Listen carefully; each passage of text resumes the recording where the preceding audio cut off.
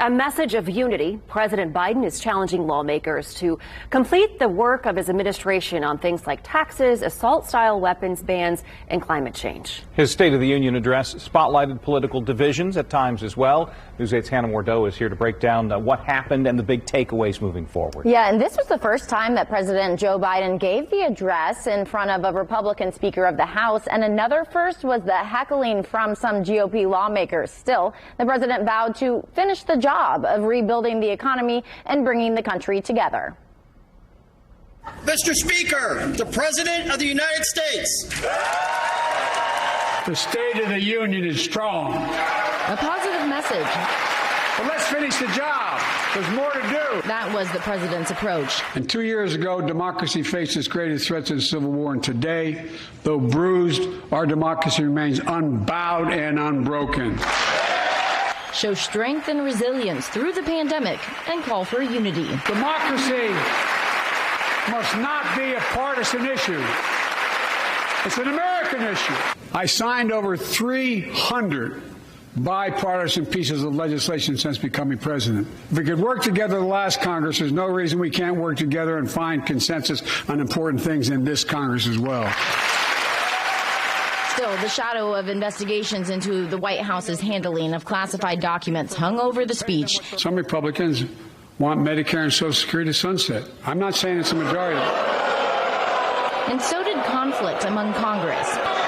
Well, I'm glad to see you. And I tell you, I enjoy conversion. The president also focused on police reform, abortion rights, and gun issues. Ban assault weapons now. Ban them now. Plus, he addressed tensions with China and America's global leadership. If China threatens our sovereignty, we will act to protect our country, and we did. It's never, ever been a good bet to bet against America. Never. Governor Sarah Huckabee Sanders delivered the GOP address from Little Rock, Arkansas. So forgive me for not believing much of anything I heard tonight from President Biden. From out-of-control inflation and violent crime to the dangerous border crisis and threat from China. Biden and the Democrats have failed you.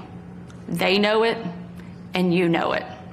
And it's time for a change. Change or finish the job. We're the United States of America, and there's nothing beyond our capacity if we do it together. United or divided, these leaders are all looking to the future.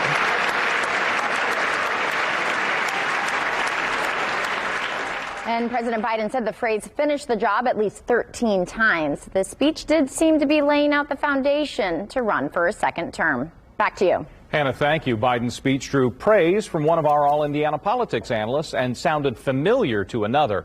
First up, Adam Kirsch, Democrat and head of politics and advocacy for Change Research.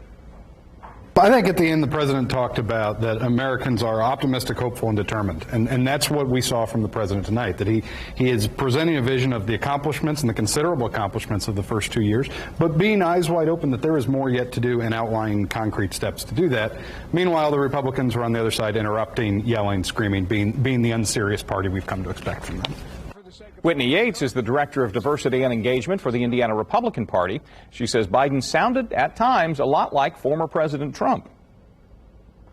I think he definitely laid forth what he feels he's done for the American people, not a lot about what he necessarily plans to do moving forward, but definitely touted a lot about what he has done. I think that there were some misconceptions, and what's really interesting to me is how much this sounded like President Trump. This America first, this buy America. President Trump said the exact same things, and when he said it, he was lambasted, but when Biden said it, he was applauded. And so I find that very interesting. You can watch All Indiana Politics here on Wish TV every Sunday morning at 9:30.